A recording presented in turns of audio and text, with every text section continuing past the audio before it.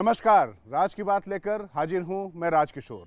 और राज की बात में हम बताएंगे कैसे उत्तर प्रदेश में केमिस्ट्री से अर्थमेटिक अपने पक्ष में करने की मोदी कर रहे हैं कोशिश, और साथ ही कांग्रेस को उसके मूल को चुनौती दे रहा है उससे निकला हुआ ही तृण, और साथ ही कैसे किसानों के बीच में भी चल रही है पॉलिटिक्स और कब उठेगा किसानों का धरना।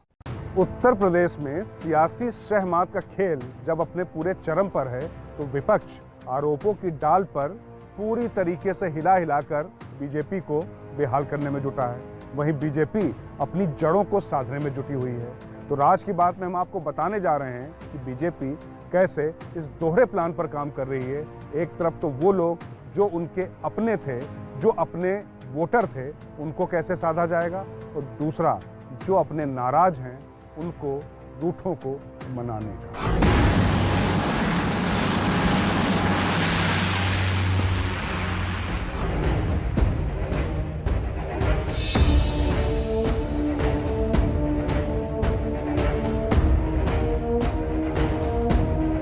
राज की बात यह है कि बीजेपी का प्लान नंबर 1 तो यह है कि प्रदेश के लगभग 2 करोड़ लाभार्थियों से बीजेपी सीधा संपर्क साधेगी और उन्हें वोट में तब्दील करने की भरपूर कोशिश करेगी। ये लाभार्थी किसान सम्मान निधि वाले किसान भी हैं, उज्ज्वला योजना वाली महिलाएं भी हैं, जनधन योजना से जुड़े लोग भी हैं, और आयुष्मान योजना का लाभ लेने वाले मरीज भी। इन सभी लोगों तक पहुंचकर पार्टी ये बताने और जताने की कोशिश करेगी कि जो सुविधा मिली है वो बीजेपी के जनहित की नीतियों से मिली है।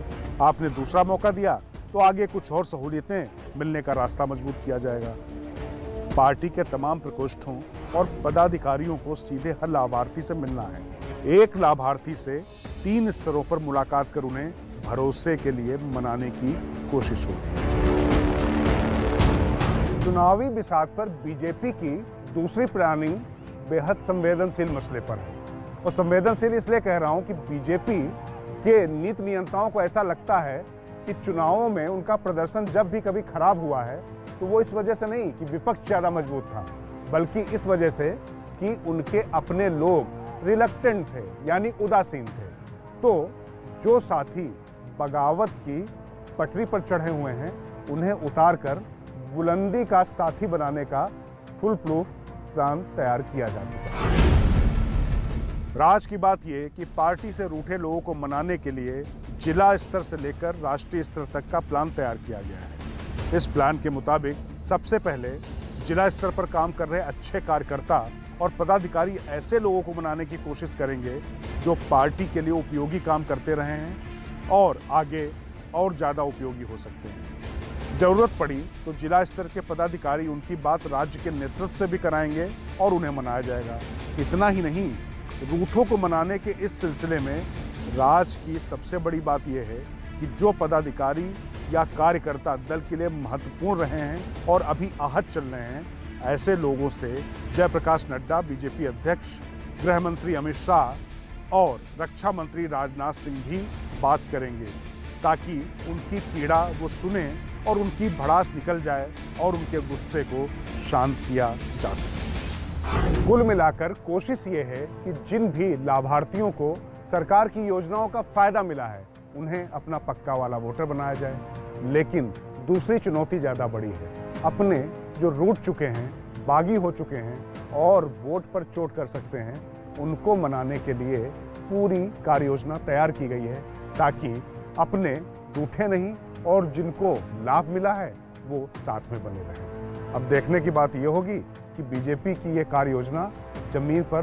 कितनी सफल हो पाती है। सियासत में संभावनाओं का सागर हमेशा ज्वार और भाटे के मोड में बना रहता है, और जो सियासी सूरमा होते हैं वो मौके का चंद्रमा देख के चौका लगाने से नहीं चूकते हैं। तो राज की बात में हम इसी मौके के चंद्रमा और इस चौके की बात कर रहे हैं कि कैसे पूरब से निकली एक पार्टी अब पश्चिम में धमक बढ़ाते हुए कैसे दिल्ली की दहलीज तक पहुंच गई है। और ना सिर्फ इतना ही नहीं, सबसे बड़ी बात यह है कि जिस पार्टी से उसका तृण निकला वो उसके मूल को ही चुनौती देने में लग गई है। बात हो रही है ममता बनर्जी की तृणमूल कांग्रेस की, कैसे वो धीरे धीरे विस्तारवादी अपने प्लान के तहत कांग्रेस को ही खोखला करती जा रही है। तो देश के लिए आज बीजेपी के हराने के लिए ये हमारा सबसे बड़ा फैसला है। जय हिंदुस्तान, जय हरियाणा, जय बांग्ला, जय गोवा। बंगाल में बम्पर विजय के बाद ममता बनर्जी का प्लान है कि अब क्षेत्रीय छत्रप के तमगे से आगे बढ़कर पार्टी को राष्ट्रीय बनाया जाए। इससे दल भी बड़ा होगा, सियासी बल भी बड़ा होगा और बीजेपी के खिलाफ जारी विपक्षी लामबंदी के बीच ममता के पीएम कैंडिडेट बनने के दावे को मजबूती हासिल होगी। राज की बात यह कि ममता के इस पॉलिटिकल मिशन से टीएमसी को कितना फायदा होगा ये तो वक्त बताएगा, लेकिन कांग्रेस के सामने नुकसान की झड़ी लग गई है। बंगाल में भले ही कांग्रेस ने बीजेपी विरोध में कांग्रेस को वॉक ओवर दे दिया, लेकिन ममता किसी सियासी एहसान तले दबकर कांग्रेस को वॉक ओवर देने के मूड में नहीं। उनका प्लान पर पूरा फोकस है और उसी का नमूना मेघालय में देखने को मिला, जहां 17 में से 12 कांग्रेसी विधायकों को ममता ने तोड़ लिया। ऐसा नहीं कि पूर्वोत्तर में ताकत बढ़ाने का काम केवल मेघालय में ही हुआ है। त्रिपुरा के चुनाव के मद्देनजर भी टीएमसी ने पूरी ताकत झोंक रखी है। खास बात यह है कि टीएमसी का ये जो विस्तारवादी प्लान है, ये सबसे ज्यादा प्रभावित कर रहा है कांग्रेस को, जहां से उसका मूल जुड़ा रहा है। जैसे गोवा, मणिपुर और मेघालय में जो हुआ वो आप जानते ही हैं। इसके साथ साथ अब महाराष्ट्र में उसकी घुसने की तैयारी है। झारखंड में और हरियाणा तक और उत्तर प्रदेश तक वो कांग्रेस को झटका दे ही चुकी है। और राज्य की सबसे बड़ी बात यह है कि अब टीएमसी जो करने जा रही है, सीधे 10 जनपद के अंदर घुस रही है। मतलब ये कि अब ममता बनर्जी दिल्ली के कुछ बड़े कांग्रेस नेताओं को तोड़कर अपने खेमे में लाने जा रही है। उत्तर प्रदेश में जहां कांग्रेस के कद्दावर नेता ललितेशपति त्रिपाठी को टीएमसी ने खुद से जोड़ा, तो वहीं बिहार झारखंड का बड़ा चेहरा कीर्ति आजाद भी पार्टी में शामिल करा लिया गया। गोवा के पूर्व मुख्यमंत्री लीज इन्हो फेलेरियो को भी टीएमसी ने अपने खेमे में शामिल कर लिया, जो कांग्रेस के कद्दावर नेता रहे हैं। मतलब ये कि गोवा प्लान में भी कांग्रेस को झटका ही लगा है। ऐसा नहीं कि शीर्ष स्तर पर झटका केवल गोवा में लगा, हरियाणा में भी ममता की पार्टी ने सीधे प्रदेश अध्यक्ष अशोक तंवर को ही तोड़कर अपने पाले में मिला लिया। राष्ट्रीय राजनीति में मजबूती के लिए टीएमसी में चल रही बम्पर तोड़ भर्ती की जद में कांग्रेस सांसद मनीष तिवारी और उनके प्रवक्ता कभी रहे संजय झा भी हो रहे हैं। और इतना ही नहीं, 10 जनपद के कभी बहुत करीबी रहे और कांग्रेस के ज्यादातर मुकदमे लड़ने वाले कपिल सिब्बल से भी ममता लगातार संपर्क में बनी। इतना ही नहीं, महाराष्ट्र में जहां कांग्रेस ने अपने सहयोगियों एनसीपी और शिवसेना के साथ नो पोचिंग करार किया है, वहां पर भी टीएमसी उनकी नींद उड़ाने जा रही है। मतलब एनसीपी और शिवसेना और कांग्रेस एक दूसरे के विधायक और नेता नहीं शामिल कराएंगे, ये उनके बीच में सहमति है। मगर तृणमूल सुप्रीमो, जो कि एनसीपी सुप्रीमो शरद पवार के बेहद करीबी हैं, उनके लिए कांग्रेस के बागी नेताओं को शामिल कराना कोई दिक्कत नहीं। राज की बात यह है कि टीएमसी के इस विस्तारवादी प्लान की तलवार सबसे ज्यादा आक्रामक तरीके से कांग्रेस पर ही चल रही है। वैसे ही अस्तित्व के संकट से जूझ रही कांग्रेस के तृण समान होने का खतरा बढ़ता जा रहा है, क्योंकि उसके मूल पर उसी से निकली तृणमूल कांग्रेस सबसे बड़ा और व्यापक प्रहार कर रही है। जैसे जैसे उत्तर प्रदेश में चुनावों की तस्वीर साफ होती जा रही है, वैसे वैसे ये भी स्पष्ट होता जा रहा है कि मुकाबला बीजेपी और समाजवादी पार्टी के बीच में है। और इसके साथ ही दोनों दलों के बीच में गठबंधन को लेकर रस्साकसी काफी तेज हो चुकी है। और राज की बात में हम आपको बता दें कि जिस तरीके से समाजवादी पार्टी बीजेपी को ये गठबंधन की राजनीति में टक्कर दे रही है, उसके बाद बीजेपी भी पलटवार की तैयारी में है। और ऐन चुनाव से पहले ये समीकरण अगर हल्के फुल्के बदले नजर आए तो चौंकिएगा नहीं। और एक और राज की बात कि जिस तरीके से कांग्रेस ने शहरी सीटों पर सपा के साथ दोस्ती का हाथ बढ़ाया था, तो उसे तो अखिलेश ने खारिज कर दिया, लेकिन वो हाथ में झाड़ू थाम सकते हैं। उत्तर प्रदेश में छोटे छोटे दलों और समूहों के साथ 2014 में जिस तरह से ब्रांड मोदी को बुनाकर अमित शाह ने पूरी सियासत की दशा दिशा बदल दी थी। अब उसी फार्मूले से सपा भी इस दफा सत्ताधारी दल को कड़ी चुनौती दे रही है।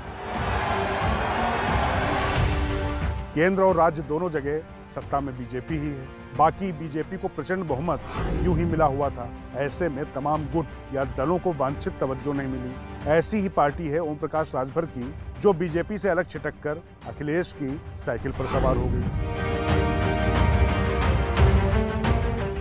राज की बात यह है कि बीजेपी का शीर्ष नेतृत्व अभी भी राजभर ऑपरेशन में लगा है। विधानसभा चुनाव से पहले तक कुछ भी संभव है और मजे की बात है, इस बात को सपा भी जानती है। सपा और भाजपा के बीच में जिस तरीके से गठजोड़ को लेकर गला काट प्रतिस्पर्धा चल रही है, वैसे में सपा की चिंताएं थोड़ी ज्यादा हैं।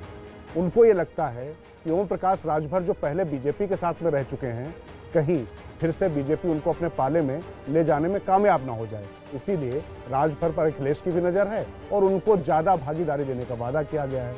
और साथ ही अखिलेश ने बीजेपी के साथ जो निषाद पार्टी है, उसके संजय निषाद पर भी दौरे डाले हैं। तो बीजेपी कहां पीछे रहने वाली है? ओम प्रकाश राजभर के सपा में जाने के बाद से उनके साथ है एक दल, महान दल, जो सपा में राजभर की मौजूदगी से थोड़ा डिस्टर्ब हैं, विचलित हैं। तो अमित शाह की टीम ने अब उन केशव देव मौर्य पर दौरे डालने शुरू कर दिए। ये तो रही पूर्वांचल के कुनबे में मची खींचतान को लेकर। राज की बात यह कि पश्चिमी उत्तर प्रदेश में एक बड़े मोर्चे पर अब समाजवादी पार्टी आश्वस्त है। पश्चिम में राष्ट्रीय लोकदल यानी जयंत चौधरी के साथ अखिलेश की मंगलवार को ही मुलाकात के बाद अब गठबंधन बना रहना तय है। हालांकि बीजेपी और कांग्रेस भी जयंत के संपर्क में रहे हैं। कांग्रेस ने बीएसपी के साथ रालोद को लेकर गठबंधन का चारा फेंका था, लेकिन मायावती की तरफ से कोई संकेत ही नहीं आया।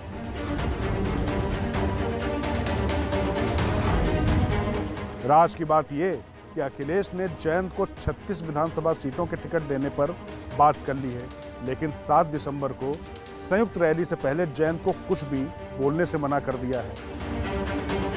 इससे भी अहम बात यह है कि जिस तरह से जयंत चौधरी अभी बिल्कुल अखिलेश की बात का पालन कर रहे हैं, उससे ये तय हो चुका है कि जयंत अब अखिलेश का साथ नहीं छोड़ने जा रहे हैं। इसके अलावा सपा अध्यक्ष से आम आदमी पार्टी के यूपी प्रभारी और पार्टी महासचिव संजय सिंह और आम आदमी पार्टी के विधायक दिलीप पांडे की मुलाकात भी गुल खिलाने जा रही है। राज की बात यह है कि शहर की 30 सीटें, जहां पर अखिलेश तीसरे या चौथे नंबर पर रहे थे पिछले चुनाव में, वहां पर आपने अपनी दावेदारी ठोकी है।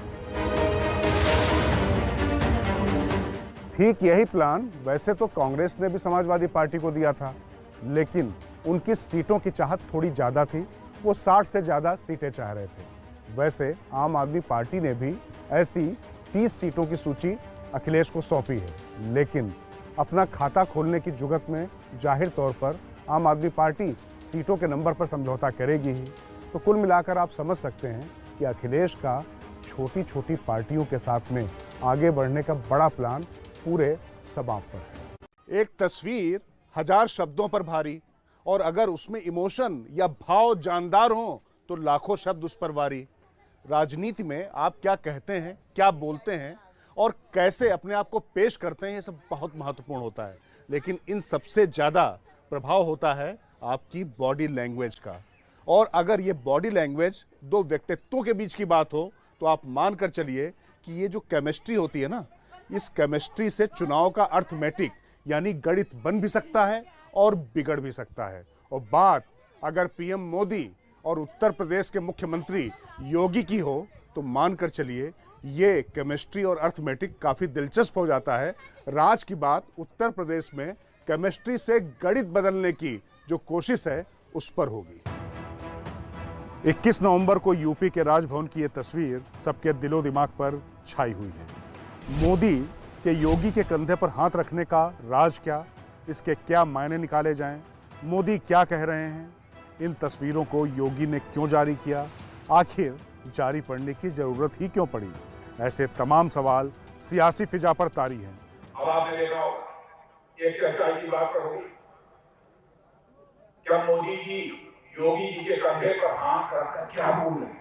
कान में धीरे धीरे यह कह रहे थे उसको, योगी जी के, योगी चिंता मत करो, थोड़ा सा बैटिंग करके चले जाओ, आपको कोई रिटायर्ड हर्ट नहीं कर सकता। खास बात यह है कि इस तस्वीर को बीजेपी का शायद ही कोई नेता उत्तर प्रदेश का बचा हो जिसने सोशल मीडिया के अपने अकाउंट से शेयर ना किया हो। इसे इस तरीके से पेश किया गया जैसे नरेंद्र मोदी का योगी पर पूरा भरोसा है, बल्कि थोड़ा और आगे बढ़कर कहें तो इसे इस तरीके से प्रचारित या प्रसारित किया गया कि विधानसभा का चुनाव जैसे हो गया है और योगी जी शपथ ग्रहण के लिए निकल चुके हैं। तो आप समझ सकते हैं कि ये तस्वीर कितनी इंपॉर्टेंट थी। और खास बात ये थी, और जो सबसे बड़ी राज की बात है, कि सीएम कार्यालय के लिए ये तस्वीर सबसे ज्यादा राहत का सबब बनी। तुरंत मुख्यमंत्री योगी के ट्विटर और तमाम सोशल मीडिया हैंडल से तस्वीर आगे बढ़ा दी गई। राज की बात यह कि पूर्वांचल एक्सप्रेसवे पर एक सामान्य वीडियो को जिस तरह से विपक्ष ने प्रचारित किया था, इसके बाद बीजेपी के मीडिया मैनेजरों की परेशानी थोड़ी बढ़ी हुई थी। दरअसल पूर्वांचल एक्सप्रेसवे पर पीएम अपनी एसपीजी सुरक्षा घेरे में गाड़ी पर बैठकर आगे बढ़ गए। योगी पीछे पैदल चलते दिख रहे थे। वैसे तो ये सामान्य प्रोटोकॉल था कि पीएम आगे गए और सीएम बाद में चले आए, मगर सपा अध्यक्ष अखिलेश यादव समेत तमाम नेताओं ने ट्वीट पर, सोशल मीडिया पर पोस्ट ऐसे डाले कि जैसे मोदी ने योगी को पैदल कर दिया हो।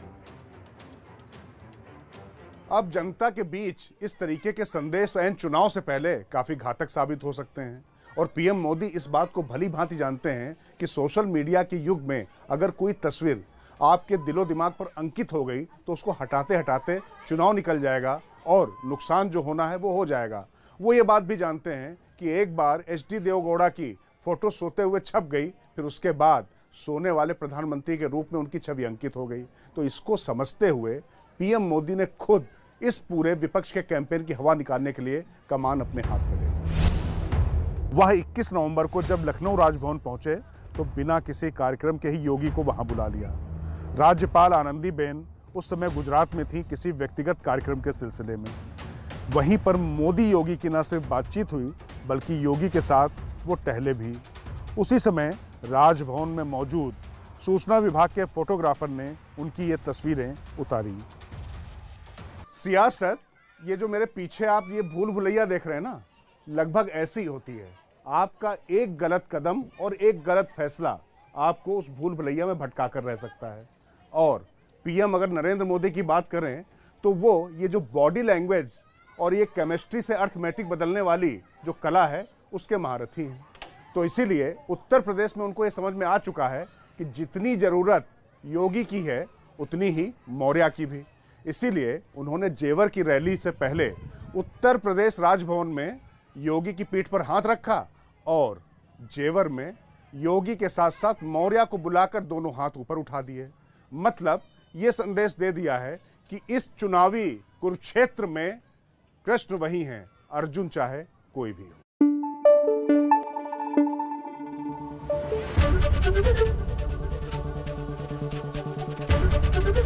एबीपी न्यूज आपको रखे आगे।